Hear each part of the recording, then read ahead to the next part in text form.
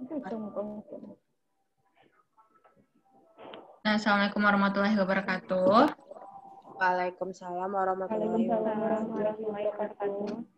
Terima kasih rekan-rekan yang sudah hadir dalam pertemuan kita kali ini. Sebelum kita mulai acara, rekan-rekan yang udah masuk Zoom boleh isi absennya dulu. Link udah dikirim ke chat grup. Juga nanti dikirim ke grup WhatsApp.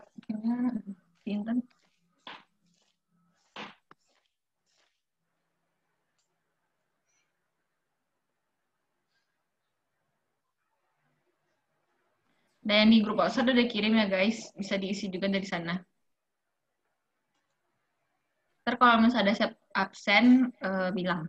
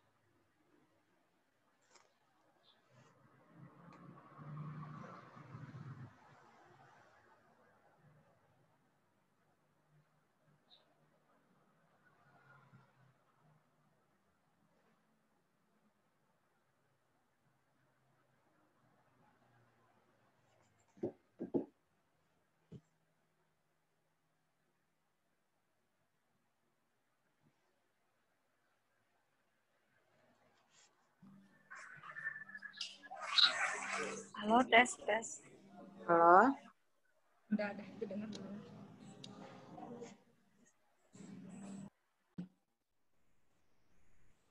Udah teman-teman semua?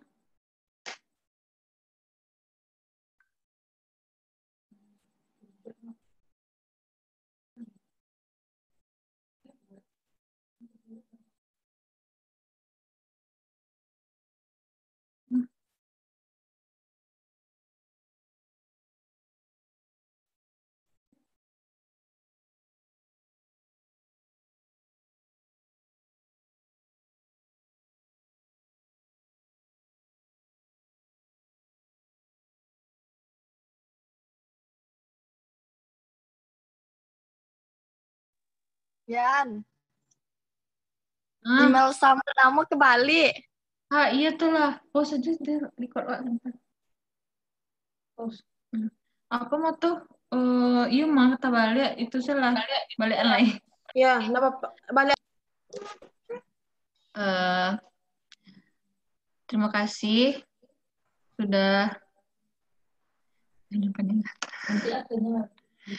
Ya nanti absennya dikirim lagi ya guys. Kita lanjut aja acara yang lainnya. Baiklah. Assalamualaikum warahmatullahi wabarakatuh. Waalaikumsalam warahmatullahi wabarakatuh. Nah, selamat pagi Ibu dan rekan-rekan dari organisasi yang sudah hadir pada hari ini. Sebelumnya kami ingin mengucapkan terima kasih kepada rekan-rekan semua yang telah meluangkan waktunya dalam kegiatan kita kali ini.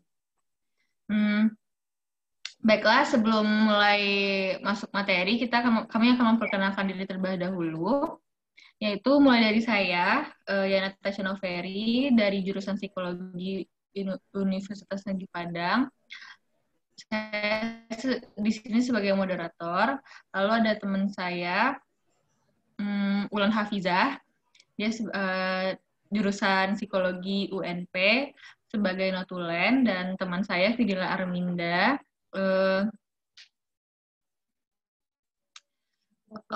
jurusan psikologi UNP sebagai operator. Baiklah, untuk kelancaran kegiatan kali ini, kami mengharapkan mohon kerjasama semuanya dalam kegiatan kali ini. Sekali lagi kami mengucapkan terima kasih telah bisa hadir dalam kegiatan kali ini. Nah, saya akan menjelaskan dulu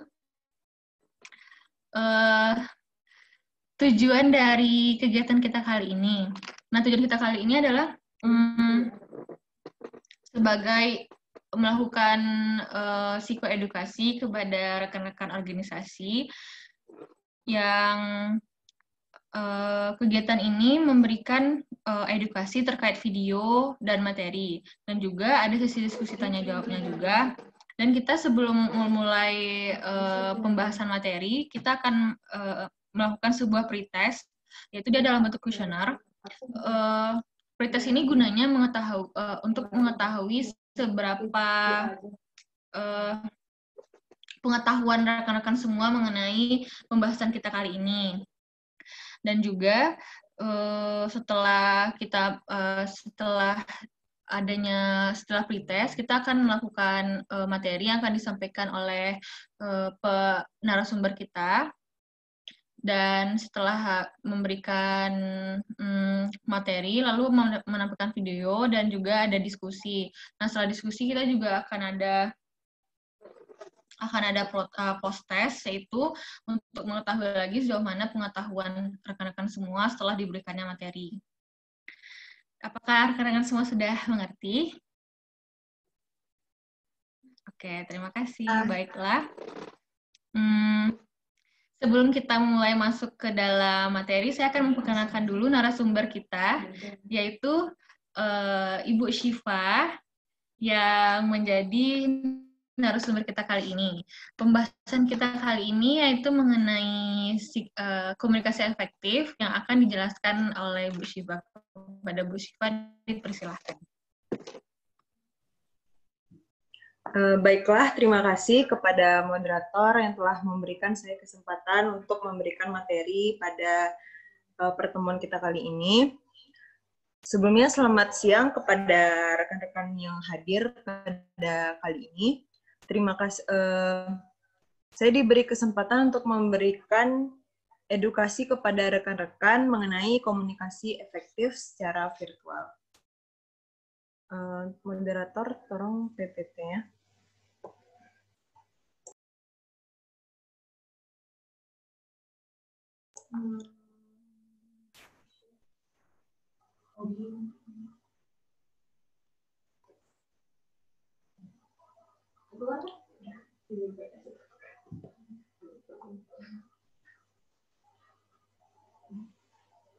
Oke, baiklah.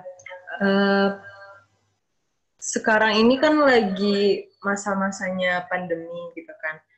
Apalagi kita di sebuah organisasi itu pasti selalu ada pertemuan kayak rapat atau ada acara-acara gitu kan. Tapi karena kondisi sekarang ini pasti banyak hambatannya. Karena itu digunakanlah Zoom meeting atau Google Meet untuk bisa berkomunikasi dengan organisasinya. Nah, sekarang kita akan membahas mengenai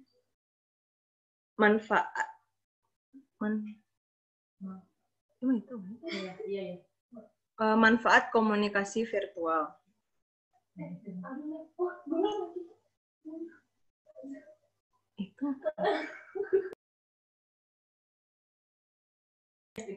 Maaf guys, ada kesalahan. Kita akan bahas mengenai komunikasi efektif virtual.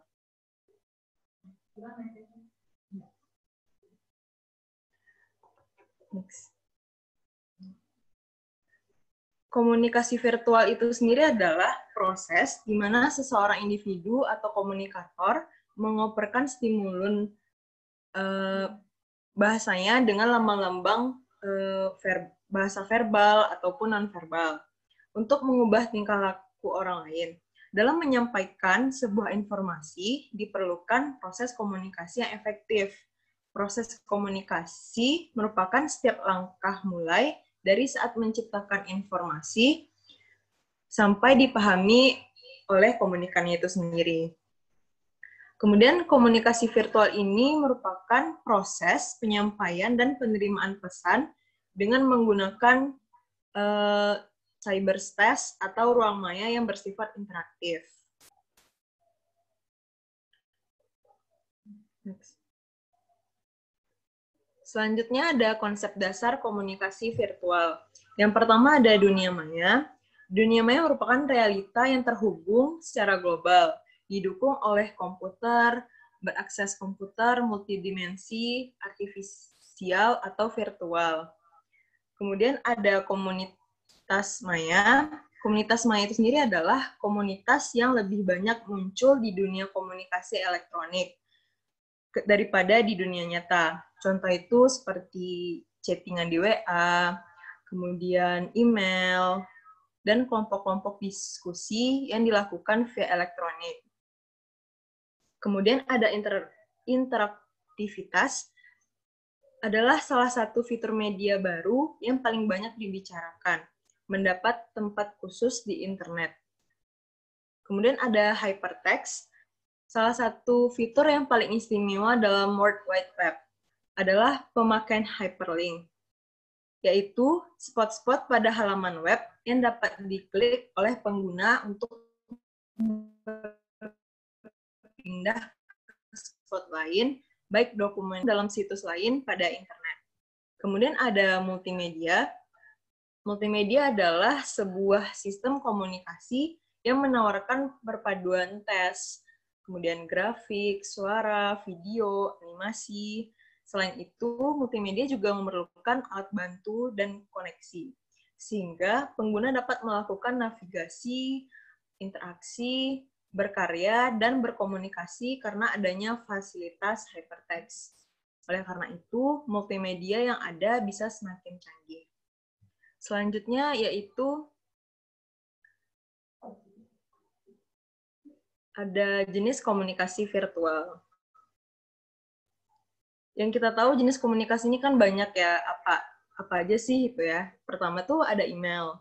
Email itu sendiri merupakan kependekan dari electronic mail. Dalam bahasa Indonesia, artinya surat elektronik. Electronic mail atau email merupakan suatu sistem di mana user dapat saling bertukar pesan elektronik melalui komputer yang terkoneksi jaringan maupun atau internet. Yang kedua ada chatting.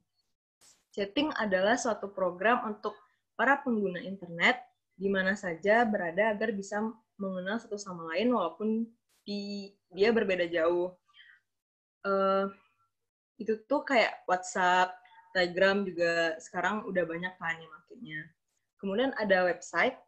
Itu merupakan kumpulan dari halaman-halaman situs yang terangkum dalam sebuah domain atau subdomain yang tempatnya berada di dalam World Wide Web, di dalam internet. Kemudian ada sosial media. Sosial media adalah fitur berbasis website yang dapat membentuk jaringan serta memungkinkan orang lain untuk berinteraksi dalam sebuah komunitas. Itu seperti Facebook, Twitter, dan juga Instagram. Kemudian ada video conference. Video conferencing adalah teknologi yang memungkinkan pengguna berada pada lokasi yang berbeda, mengadakan pertemuan tatap muka, tanpa harus pindah ke lokasi yang sama. Nah, video conference ini sangat efektif jika digunakan untuk komunitas ataupun organisasi, karena itu menghemat waktu, biaya, kerepotan yang terkait dengan perjalanan bisnis atau seperti saat ini. Kemudian Anda juga dapat menghemat akomodasi jika Anda terbiasa menyelenggarakan rapat dalam skala besar. Apalagi kalau di Zoom, setahu saya kalau bisa sampai 100 kapasitas ya. Kemudian penggunaan untuk konferensi video termasuk mengadakan pertemuan rutin, menegosiasikan kesepakatan organisasi, serta melakukan rapat-rapat yang biasanya dilakukan secara offline bisa dilakukan secara virtual juga. Selanjutnya, manfaat komunikasi virtual. Yang pertama, yaitu ada sosialisasi. Orang menggunakan komunikasi virtual untuk bertemu teman, mencari teman, bahkan juga mencari kekasih, ya. Terus berbagi cerita, lelucon, atau ide-ide. Juga bisa membicarakan hobi, kesenangan mereka. Jadi komunikasi virtual ini banyak ya, nggak ada jarak yang bisa memisahkan. Gitu. Kemudian bisnis organisasi ini bisa dilakukan bekerjasama dengan perusahaan lain dengan menggunakan media internet. Komunikasi virtual juga dapat pula digunakan sebagai media pendistribusian tugas antar anggota organisasi atau tim, sehingga dengan begitu anggota tidak lagi harus berada di tempat, tapi bisa bekerja jarak jauh seperti di rumahnya masing-masing gitu. Kemudian ada sharing ilmu. Komunikasi virtual memungkinkan terjadinya sharing ilmu, berbagi isu terbaru, gosip terbaru yang nantinya dibahas dan dipecahkan bersama dalam komunitas atau organisasi. Dan juga ada juga kemudahan. Kemudahan berkomunikasi semacam ini membawa dampak pada penghematan atau efisiensi waktu dan juga biaya. Kemudian ada kelebihan komunikasi virtual.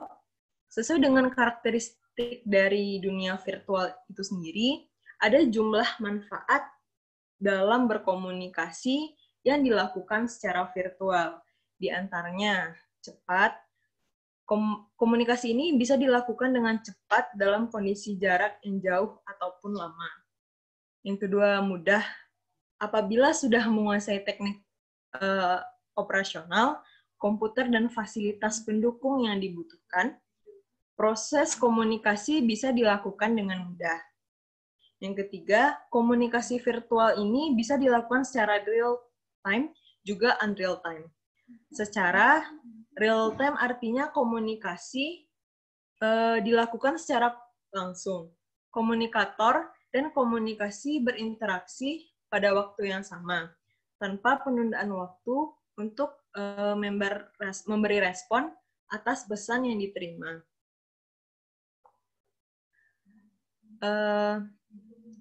Selanjutnya, bisa individual ataupun juga bisa grup.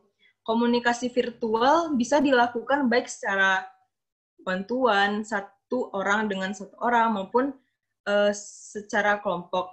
Bisa dipilih sesuai dengan keperluan kita. Biasanya kalau di organisasi pasti secara berkelompokan. Kemudian jumlah dan jenis peran bisa besar dan beragam. Keuntungan dan kelebihan lainnya dari komunikasi virtual ini adalah jumlah pesan ataupun informasi yang disampaikan bisa banyak dan dalam berbagai bentuk pesan teks, suara, maupun gambar. Mungkin itu saja yang bisa saya sampaikan. Dikembalikan kepada moderator.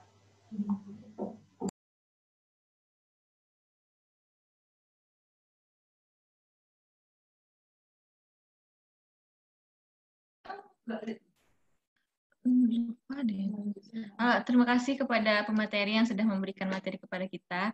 Oh ya teman-teman, rekan-rekan, sebelum kita menampilkan video, kami akan baiklah terima kasih kepada pemateri yang sudah menjelaskan materi mengenai komunikasi efektif secara virtual tadi.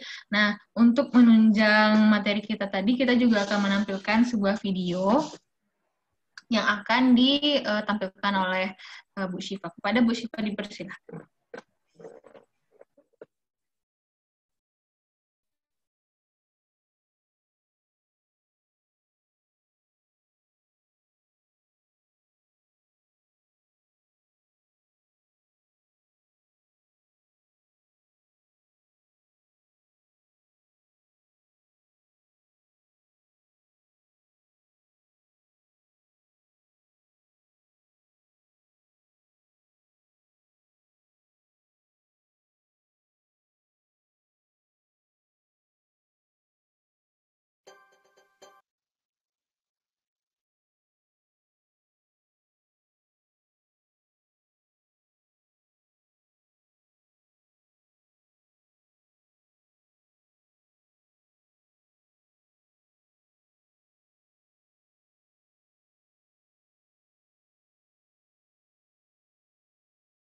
teman-teman, rekan-rekan semua, ini dia videonya. Mari kita tonton.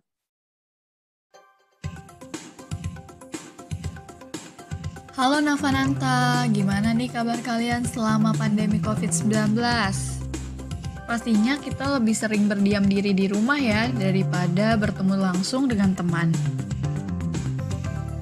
Pastinya kita lebih sering komunikasi secara daring ya. Pernah nggak sih kalian ngerasa kesulitan ketika kalian berkomunikasi secara daring dengan teman-teman kalian?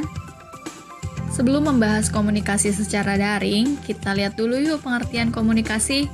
Komunikasi merupakan salah satu cara untuk berinteraksi, saling memahami, dan saling merespon perilaku simbolik dengan orang lain. Komunikasi dengan teman disebut komunikasi interpersonal, yaitu proses penyampaian dan penerimaan pesan dari seseorang kepada orang lain, disertai umpan balik. Nah, proses komunikasi secara daring, umpan baliknya secara tidak langsung. Syarat terciptanya komunikasi yang efektif, yaitu pesan dapat diterima dan dipahami oleh komunikan. Kedua, komunikasi ditindaklanjuti dengan sukarela. Dan yang terakhir, meningkatkan hubungan antar pribadi. 5 sikap positif untuk meningkatkan efektivitas komunikasi secara daring. Pertama, keterbukaan, yaitu kesediaan membuka diri, jujur, tidak bohong, dan tidak menyembunyikan informasi yang sebenarnya. Kedua, empati, yaitu kemampuan seseorang untuk dapat memahami dan merasakan sesuatu yang sedang dialami oleh orang lain, dan memahami suatu persoalan dari sudut pandang orang lain. Ketiga, yaitu sikap saling mendukung untuk mewujudkan komunikasi yang terbuka.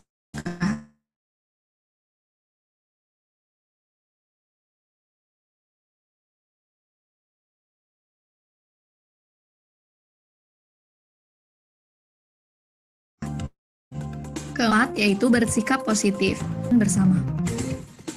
Dan yang terakhir, yaitu kesadaran dan kesukarelaan untuk menempatkan diri setara dengan partner komunikasi kamu. Selain itu, dalam komunikasi daring penting juga nih untuk menerapkan keterampilan mendengarkan untuk mewujudkan komunikasi efektif dan menghindari beberapa konflik yang mungkin terjadi. Ada beberapa kelebihan komunikasi online nih yang perlu kalian ketahui, yaitu dapat meningkatkan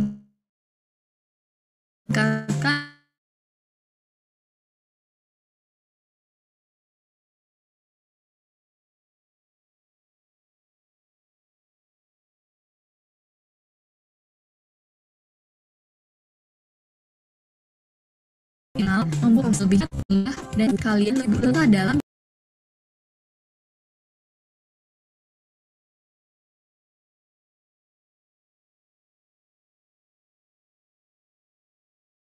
Baiklah rekan-rekan semua, tadi ada kendala gara-gara jaringannya jelek.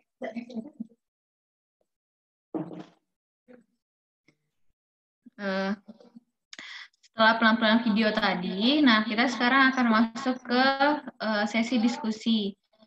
Sesi diskusi ini kita bisa, rekan-rekan semua bisa memberikan saran atau menyampaikan pendapatnya, lalu ada rekan-rekan yang ingin memberi pertanyaan atau kepada pemateri.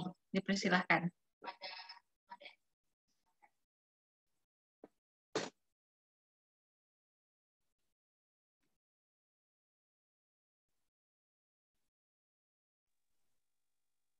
Izin bertanya moderator. Oh baiklah, silakan Fauzia.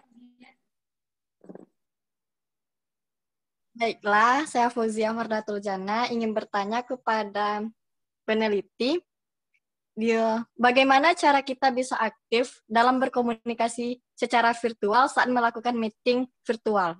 Terima kasih moderator. Baiklah, terima kasih Fauzia. Langsung dari kamera tuh.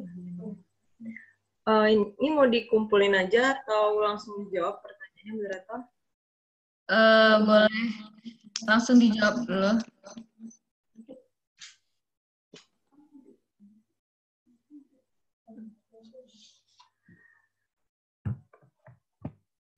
Baiklah, bagaimana sih cara untuk meningkatkan efektivitas saat komunikasi?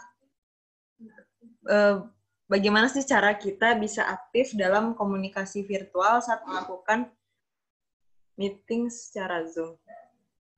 Yang pertama, harus adanya keberanian, karena dengan keberanian kita mampu menunjukkan kemampuan dalam berbagai metode. Kemudian cara kedua, itu kita perlu adanya berpartisipasi dalam saat melakukan meeting, karena dengan adanya partisipasi ini, hal ini adalah sebagai bukti bahwa kita ikut serta dalam kegiatan tersebut. Yang ketiga, perlu adanya kreativitas. Dengan adanya kreativitas tersebut, maka kita akan mampu menampilkan berbagai pengetahuan kita dengan segala kemampuan. Yang keempat, perlu adanya kemandirian dalam diri sehingga kita mampu menyelesaikan tugas dan mampu menyelesaikan permasalahan yang ada dalam organisasi.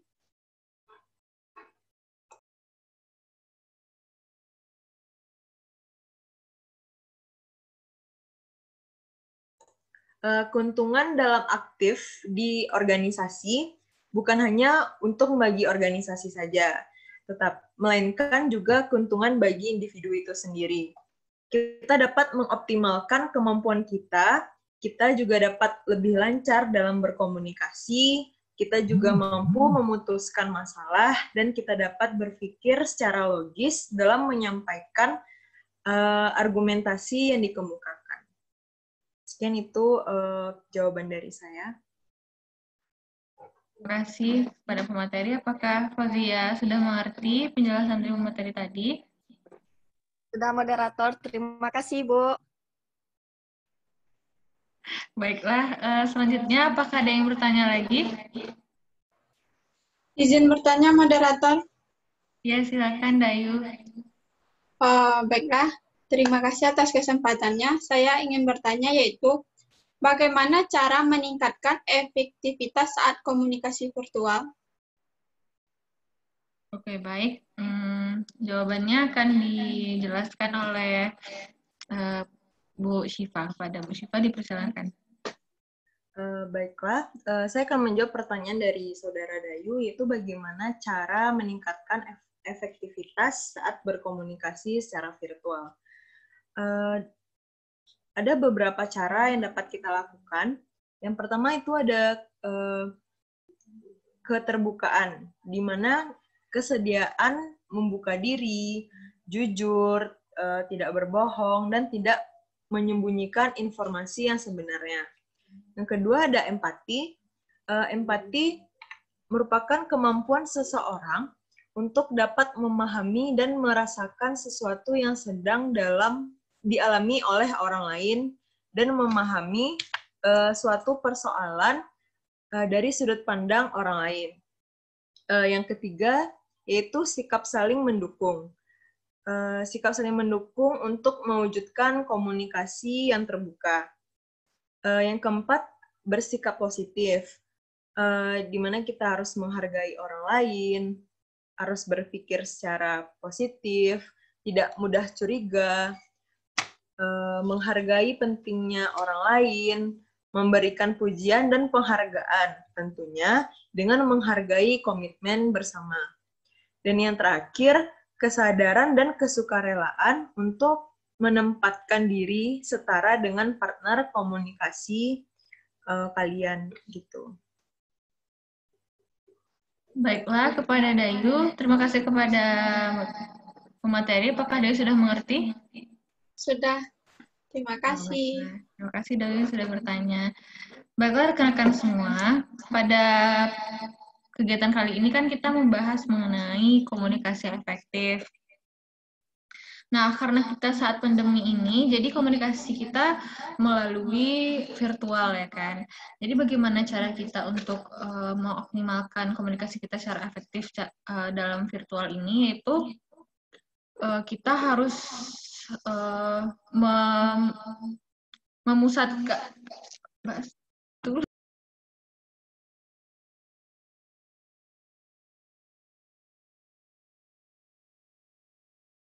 kita harus memfokuskan komunikasi kita kepada virtual ini, seperti kita dalam melakukan Zoom meeting, kita harus berpartisipasi,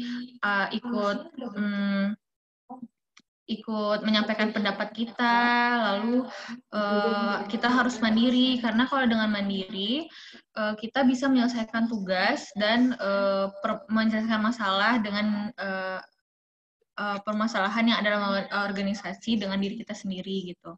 Jadi kita tidak tergantung pada orang lain. Nah, manfaat-manfaat ini juga tidak hanya untuk organisasi sendiri, tapi untuk diri kita juga sendiri. Yang sudah dijelaskan oleh pemateri tadi, yaitu kita dapat mengoptimalkan kemampuan kita ya kan, mengasah kemampuan kita, dan juga kita juga dapat lebih lancar dalam berkomunikasi baik itu secara virtual maupun secara langsung nantinya. Dan juga kita juga dapat memutuskan masalah dan menyelesaikan masalah kita sendiri. Dan juga kita dapat berpikir logis dalam menyampaikan argumentasi kita yang akan kita kemukakan. Gitu. Nah, setelah diskusi tadi, kita akan melakukan post-test. Kita nggak ada evaluasi.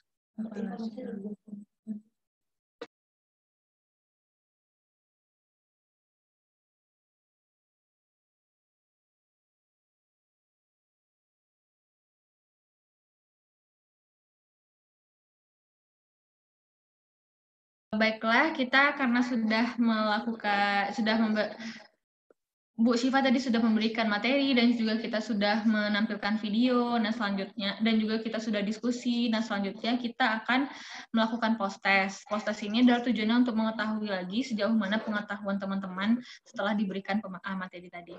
Untuk link post-test sudah dikirim ke dalam grup WA. Teman-teman bisa cek.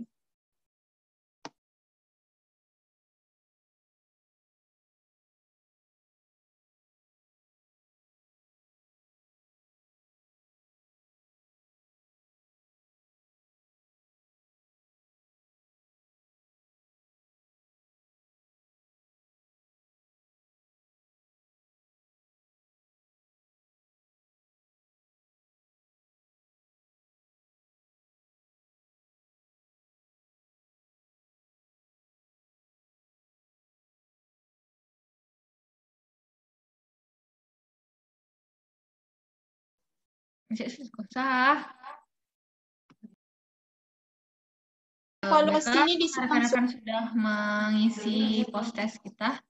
Nah, kenapa? Apa Yan? Udah diisi post-test ya guys? Sudah. Oke. Dayu mau ngomong?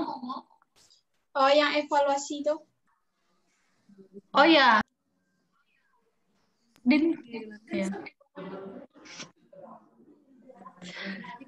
Jadi setelah kita posisi tadi, apakah rekan-rekan ada memberikan saran dan kritik terhadap kegiatan kita hari ini? Jadi silakan kepada rekan-rekan. Masukannya tuh bakal benar-benar berguna buat kami untuk penelitian selanjutnya.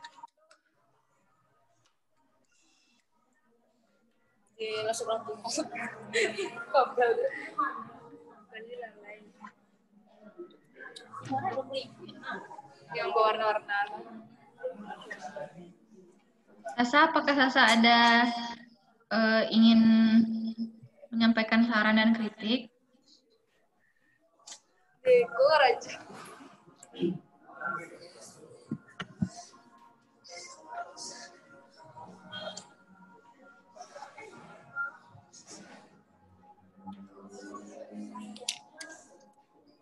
Baiklah, kalau tidak ada, kita akan untuk mengisi saran kritiknya, kami membuat Google Form itu berupa evaluasi untuk kegiatan kita kali ini.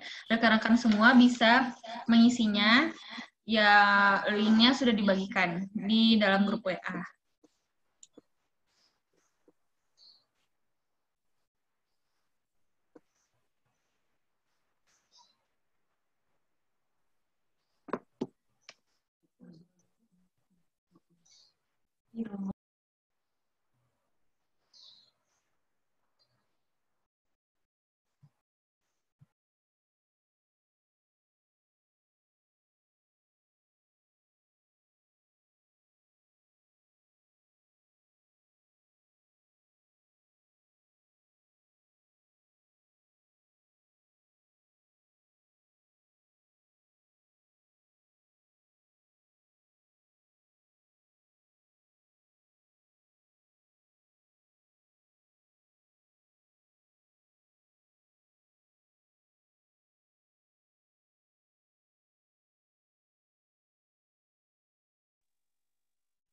Kan?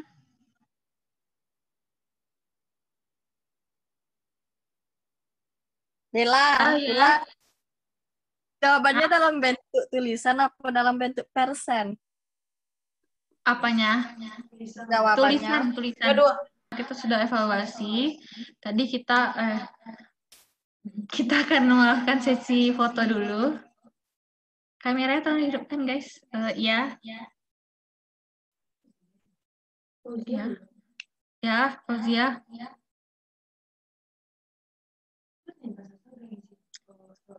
Intan Sasa ada isi itu evaluasi. Udah ntar. Fauzia belum ya? Oh, udah. Oke, baiklah kita akan memasuki sesi foto dulu. 1, 2, 3. Ganti. Nah. Baiklah, terima kasih kepada teman-teman semua, rekan-rekan semua yang sudah meluangkan waktu dan tenaganya untuk melakukan kegiatan kita kali ini. Baiklah, saya akhiri pertemuan kita kali ini. Semoga apa yang sudah diberikan materi edukasi ini bermanfaat bagi rekan-rekan semua dan bagi kita semua. Kami dari peneliti mohon maaf apabila kami ada kesalahan mulai dari Google Form dan kesalahan dari salah kata saya. Mohon maaf. Kami akhiri. Assalamualaikum warahmatullahi wabarakatuh. Waalaikumsalam warahmatullahi wabarakatuh. Waalaikumsalam warahmatullahi wabarakatuh.